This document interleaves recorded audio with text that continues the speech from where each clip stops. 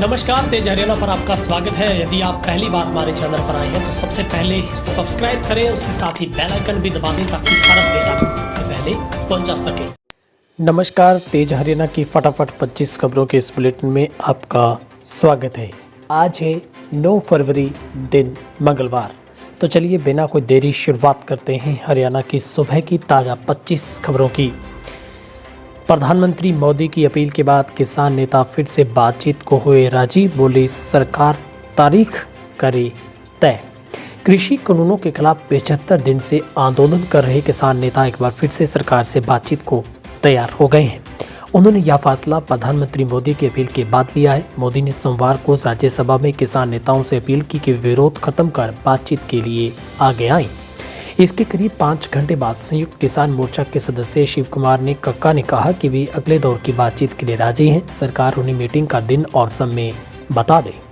मोदी ने राज्यसभा में कहा, मैं देख रहा हूं कि पिछले कुछ समय से इस देश में नई जमात पैदा हो गई है, एक नई बिरादरी सामने आई है, आंदोलन जीवी। आप देखेंगे कि आंदोलन चाहे वकीलों का, स्टूडेंट्स का, मजदूरों का हो, हर आंदोलन में ये जमात नजर आएगी। मोदी ने राज्यसभा से कहा, मैं देख रहा हूं कि पिछले कुछ समय से इस बात को लेकर जो उन्होंने आंदोलन जीवी शब्द का इस्तेमाल किया उसके ऊपर किसानों ने आपत्ति जताई है। 26 जनवरी को दिल्ली में किसानों की ट्रैक्टर रैली में कुछ हुई हिंसा के बाद लगा था कि किसान आंदोलन अब ढीला पड़ जाएगा, लेकिन इसके बजाय अब किसान नेता आंदोलन को तेज करने में जुटे हैं। इसी सिलसिले में रविवार को हरियाणा के कितलाना टोल पर महापंचायत हुई थी। इसमें किसान नेता दर्शन पाल ने कहा कि सरकार को झुकाने के लिए असहयोग आंदोलन छेड़ना होगा। यह भी फैसला लिया गया कि हरियाणा, पंजाब और उत्तर प्रदेश से दिल्ली जाने वाले फल, सब्जी और दूध समेत जरूरत के हर सामान पर रोक लगानी होगी। साथ ही हरियाणा में अडानी और अंबानी के सामान का बाइकाट करना होगा। अंबाला में बन रही है ऐतिहासिक धरोहर। युद्ध स्मारक के लिए 1857 की क्रांति से जुड़ी वस्तुएं दे सकेंगे लोग। 1857 की क्रांति की याद में जो वीर जवानों की बहादुरी और शहादत को नमन करने के लिए हरियाणा राज्य के अंबाला शहर में युद्ध स्मारक बनाया जा रहा है। 22 एकड़ भूमि में लगभग 300 करोड़ रुपए की लागत से इस भव्य और विशाल स्मारक का निर्माण किया जा रहा है। सूचना एवं जनसंपर्क विभाग के प्रवक्ता ने जानकारी में बताया कि अगर किसी भी व्यक्ति के पास उनके पूर्वजों की धरोहर के रूप में 1857 की क्रांति से संबंधित कोई भी वस्तु जैसे राइफल, बंदूक, पिस्टल, बंदूक की गोली, वर्दी, तलवार, चाकू, बैज, मेडल, दस्तावेज या 1857 की क्रांति में जारी हुई डाक टिकट, पत्र या पत्र व्यवहार, मूल रूप में कोई समाचार पत्र, दौर की पेंटिंग है तो वे सरकार को धरोहर के लिए दे सकते हैं। रेवाड़ी में नेशनल हाईवे पर ट्रॉले से टकराई स्कूल बस, कई विद्यार्थी घायल, सीट के साथ फंस गया था चालक। हरियाणा के रेवाड़ी में सोमवार सुबह स्कूल बस और ट्रॉले की सामने आमने की टक्कर हो गई। हादसे में बस में सवार विद्यार्थियों को चोटें आई हैं। वहीं बस चालक सीट के साथ ही फंस गया था, जिसे कड़ी मशक्कत के बाद निकालकर हॉस्पिटल पहुंचाया गया, जहां पर उसकी जानी नुकसान की कोई भी खबर नहीं है। हादसा नेशनल हाईवे नंबर 352 पर रेवाड़ी रोहतक रोड पर रोड हाई मोड़ के पास हुआ। ट्राला अचानक लिंक रोड से हाईवे पर आ गया था। जैसे ही वह हाईवे पर आया, चालक का नियंत्रण बिगड़ा और बस सामने से आ रही ट्राले में जा घुसी। टक्कर इतनी जबरदस्त थी कि बस का अगला हिस्सा पूरी तरह से खत्म हो गया। अवैध रूप से गर्भपात करने वाली फर्जी महिला डॉक्टर रंगे हाथों काबू। हरियाणा के फरीदाबाद जिले की बसेलवा कॉलोनी में अवैध रूप से गर्भपात करवाने वाली फर्जी महिला डॉक्टर के खिलाफ केस दर्ज किया गया है। कार्रवाई ओल्ड थाना पुलिस ने की है। विभिन्न धाराओं के तहत केस दर्ज कर उसे गिरफ्तार भी कर लिया गया है। साथ ही उससे क्लिनिक को भी सील कर दिया गया है। स्वास्थ्य विभाग ने गुप्त सूचना के आधार पर छापेमारी की थी। मौके से दवाइयां, गर्भपात करने के औजार बरामद हुए हैं। सभी को जब्त किया गया है। हिसार में 9वीं के छात्र से दुष्कर्म। हिसार के एक गांव में 2 नाबालिग लड़कों ने एक बच्चे के साथ कुकर्म किया। उसके बाद उसे धमकी देते हुए कहा कि अगर किसी से इसे बारे में बताया जाना तो उसे जान से मार देंगे। ये घटना 23 जनवरी की है। जिन नाबालिगों ने बच्चे के साथ कुकर्म किया उन्होंने इसकी वीडियो भी बना ली थी, जिसे बच्चे के पिता के मोबाइल पर भेज दी। उसके बाद इस घटना का खुलासा हुआ। बच्चे के परिवार वालों ने इस संबंध में पुलिस को जानकारी देने के बाद जाँच शुरू कर दी है। पुलिस ने बच्चे का मेडिकल करवाया और इस संबंध में जाँच जारी है। हरियाणा में फिर बदलेगा मौसम का मिजाज। हरियाणा में मौसम विभाग ने बदलाव के संकेत दिए हैं। मौसम विभाग की तरफ से जारी पूर्वानुमान के मुताबिक प्रदेश में 12 फरवरी तक मौसम में परिवर्तनशील रहेगा और हल्के बादल भी छाए रह सकते हैं। चौधरी चरण सिंह कृषि विश्वविद्यालय के कृषि मौसम विभाग के मुताबिक पूर्वानुमान जारी करते हुए कहा गया है कि 12 फरवरी तक मौसम परिवर्तनशील रहेगा। हरियाणा के ज़्यादातर हिस्सों में पश्चिमी विक्षोभ के चलते हल्के बादल छाए रहने की संभावना है। इस दौरान हवाएं चलने तथा तापमान में हल्की बढ़ोतरी की संभावना है। हालांकि इससे पहले भी मौसम में बदलाव देखा गया था। मौसम में बदलाव के चलते कई हिस्सों में ओलावृष्टि और बारिश से मौसम में बदलाव आया था। वहीं हल्की बारिश से किसानों को बड़ी राहत भी मिली है। हरियाणा में 76 लोगों की कोरोना रिपोर्ट आई पॉजिटिव। धीरे धीरे कोरोना के केस होने लगे कम। प्रदेश में अब तक पॉजिटिव केसों की संख्या 2,68,507 पर पहुंची। 870 अभी भी मरीजों का इलाज जारी। प्रदेश में ठीक होने वालों की संख्या 2,64,608 पर पहुंची है। फिलहाल प्रदेश की चरखी दादरी, महेंद्रगढ़, सिरसा की बात करें, यहां पर कोई भी कोरोना का पॉजिटिव केस नहीं मिला है। हरियाणा का रिकवरी रेट 98.55% पर जा पहुंचा है। गुरुग्राम में 22, फरीदाबाद में 8, सोनीपत में 2, हिसार में 3, अम्बाला करनाल में 3, पानीपत, रोहतक, रेवाड़ी में 1, पंचकुला में 7, कुरुक्षेत्र में 3, यमुनानगर में 5, भिवानी और पलवल में 1 केस मिला है। झज्जर में 5, फतेहाबाद, कैथल में 2, जींद में 4 और नूंह में भी 2 लोगों की कोरोना रिपोर्ट पॉजिटिव पाई गई है। अब खुलेंगे देश भर में बंद पड़े विश्वविद्यालय और कॉलेज, यूजीसी ने दी हरी झंडी। कोरोना वायरस के घटते प्रभाव को देखते हुए अब विश्वविद्यालय अनुदान आयोग ने देश भर में बंद पड़े विश्वविद्यालयों और कॉलेजों को जरूरी सुरक्षा इंतजामों के साथ फिर से खोलने के लिए कहा है। हालांकि इन्हें कब से खोलना है, इसका फैसला उन्हें राज्य सरकार और स्थानीय प्रशासन की सहमति के आधार पर करने को कहा है। यूजीसी ने फिलहाल इस संबंध में विश्वविद्यालय और कॉलेजों को पूरी स्वतंत्रता दे दी है। साथ ही संस्थानों को खोलने के लिए पूर्व में जारी गाइडलाइंस पर अमल सुनिश्चित करने को भी कहा गया है। यूजीसी पूरी तरह से सतर्क भी है, क्योंकि अब भी महाराष्ट्र और केरल जैसे राज्यों में कोरोना संक्रमण की स्थिति गंभीर बनी हुई है। वहां हर दिन हजारों की संख्या में मामले सामने आ रहे हैं। ऐसे में यूजीसी बिल्कुल भी जल्दबाजी में नहीं और न ही संस्थानों पर इन्हें खोलने के लिए कोई दबाव भी बनाया गया है।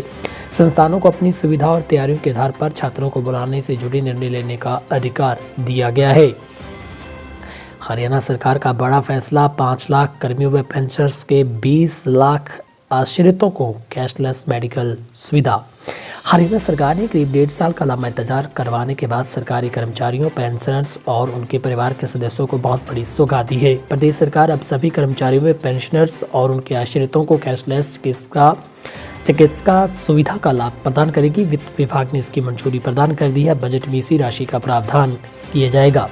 स्वास्थ्य विभाग के महानिदेशक की ओर से सरकार के इस फैसले का आदेश जारी होना विभागीय है। हरियाणा सरकार के इस निर्णय से करीब 5 लाख कर्मचारियों और पेंशनर्स को सीधे लाभ होगा। यदि एक कर्मचारी पर पेंशनर्स के परिवार में औसत 5 सदस्य हैं तो लाभार्थियों की संख्या बढ़कर 20 लाख हो जाएगी। अभी तक सरकार सिर्फ कर्मचारियों को 5 लाख रुपये प्रति साल के हिसाब से कैशलेस चिकित्सा सुविधा का लाभ देती थी। इसमें से मात्र 7 बीमारियों को ही कवर किया जा सकता था। जाट आरक्षण आंदोलन में सक्रिय रहे हवा सिंह सांगवान बोले, मैं 300 लोगों के साथ करूंगा सिक्खी ग्रहण। 3 कृषि कानूनों के विरोध में चल रहे आंदोलन के मंच से जब तक विवादित टिप्पणियां सामने आ रही हैं, अब हरियाणा में जाट आरक्षण आंदोलन के समय सुर्खियों में रहे सीआरपीएफ के पूर्व कमांडेंट हवा सिंह सांगवान ने आपत्तिजनक बयान दे दिया। सोमवार को टिकरी बॉर्डर पर सांगवान बोले कि हिंदू कोई धर्म नहीं है, मैं खुद सैकड़ों लोगों के साथ सिख धर्म धारण करूंगा। 21 अप्रैल का दिन निश्चित किया गया। लगभग 300 लोगों के साथ अकाल तख्त अमृतसर पहुंचने की बात कही। इस पर सभा में मौजूदा पंजाब के आंदोलनकारियों के बीच खूब तालियां बजी। सांगवान यही नहीं रुके, बोले इस आंदोलन को सफल बनाने का मौका 26 जनवरी को तो था जो गवा दिया।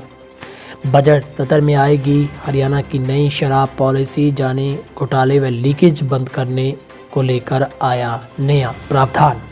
हरियाणा की नई शराब नीति विधानसभा के बजट के बाद आ सकती है। प्रदेश में ऐसा पहली बार हुआ है जब लक्ष्य से कहीं अधिक राजस्व अर्जित हुआ है। कोरोना संक्रमण काल के बावजूद न केवल आबकारी और कराधान विभाग के राजस्व में उम्मीद से ज्यादा बढ़ोतरी हुई, बल्कि अगले साल से अधिक राजस्व संग्रहण का लक्ष्य रखने की जाने की उम्मीद है।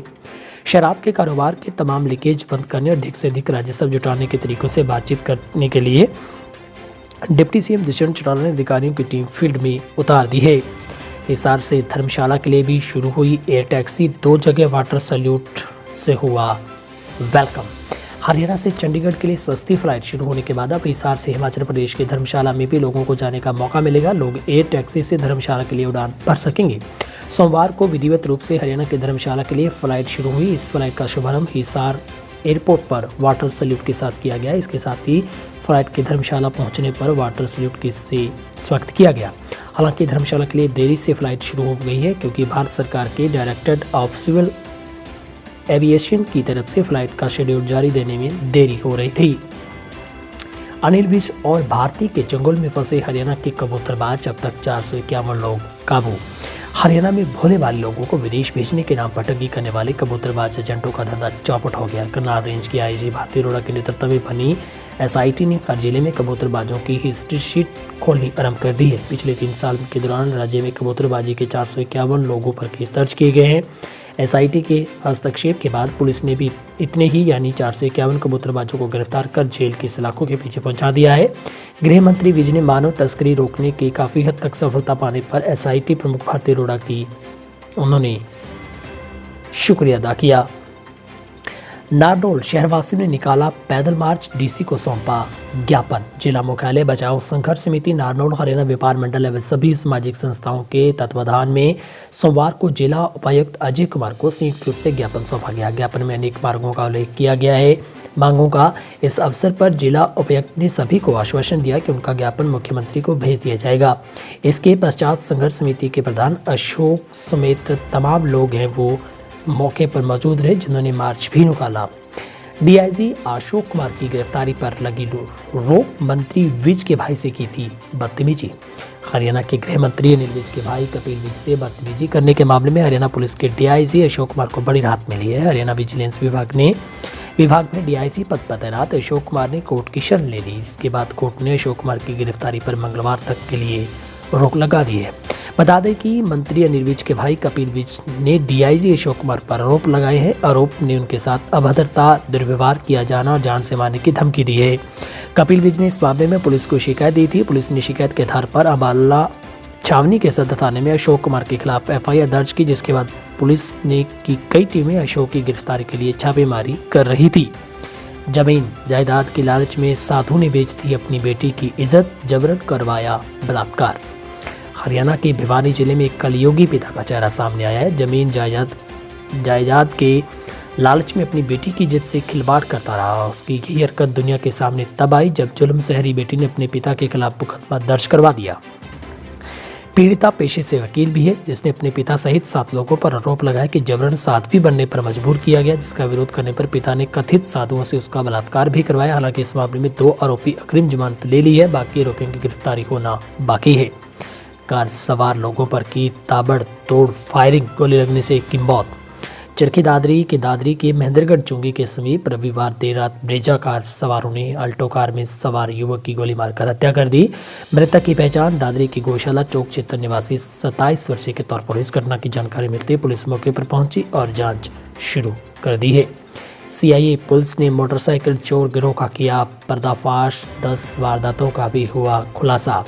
सीआईए पुलिस ने मोटरसाइकिल चोर गिरोह का पर्दाफाश किया है। सिरसा पुलिस ने इस मामले में 10 मोटरसाइकिल बरामद की है। इसके अलावा 2 आरोपियों को गिरफ्तार भी किया है। दोनों आरोपियों जो कि आरोपी सिरसा के रहने वाले हैं। फिलहाल पुलिस ने दोनों आरोपियों के खिलाफ मामला दर्ज कर जांच है वो शुरू कर दी है। जहां पर मीडिया से बातचीत में बताया है कि रात्रि गश्त के दौरान सीआईए की टीम में 2 व्यक्तियों को गिरफ्तार किया है। पकड़े गए आरोपियों की जो पहचान हो गई है।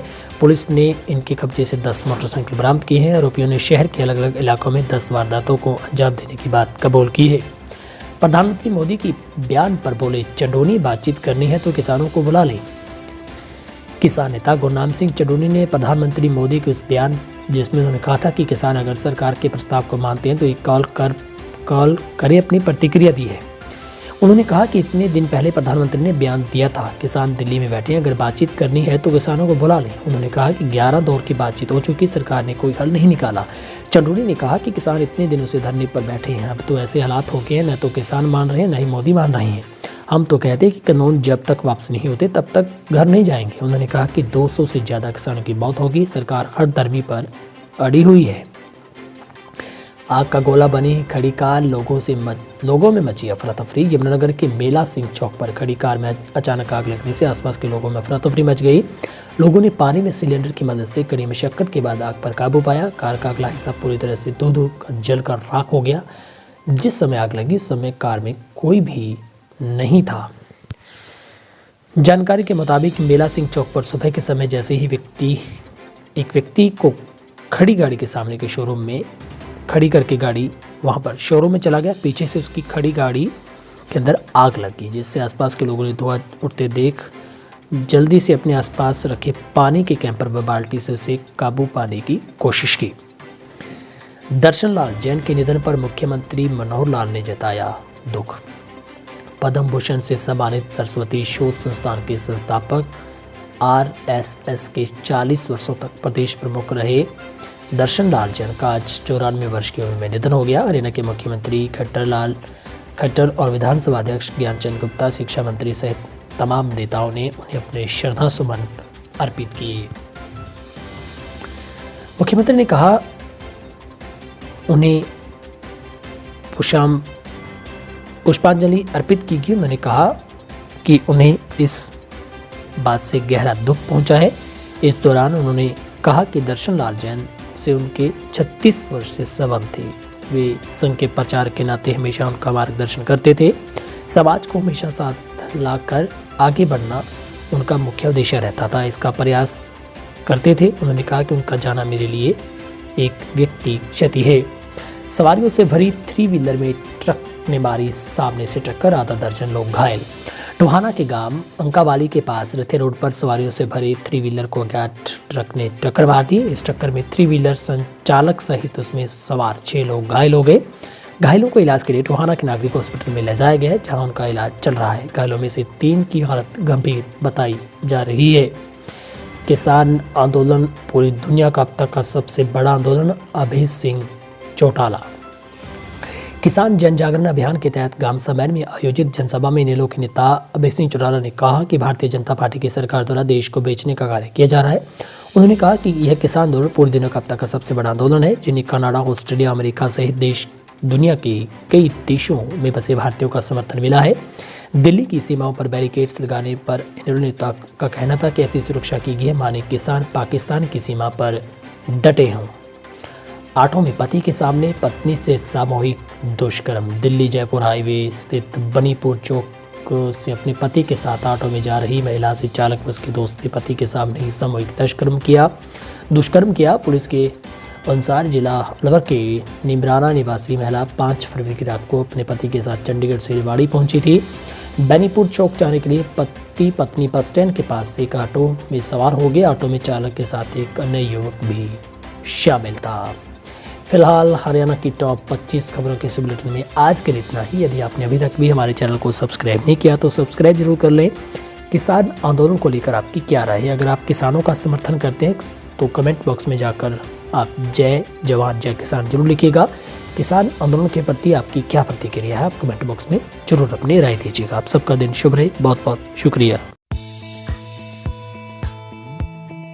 20 वर्षों से विश्वसनीय शिव पैथोलॉजी लैब नजदीक राज हॉस्पिटल मंडी डबवाली। आपका कोई भी टेस्ट, चाहे कैंसर, थायराइड, एलर्जी, कोरोना या फिर पूरे शरीर की जांच, बस एक बार सेवा का मौका जरूर दें। याद रखें, शिव पैथोलॉजी लैब नजदीक राज हॉस्पिटल मंडी डबवाली।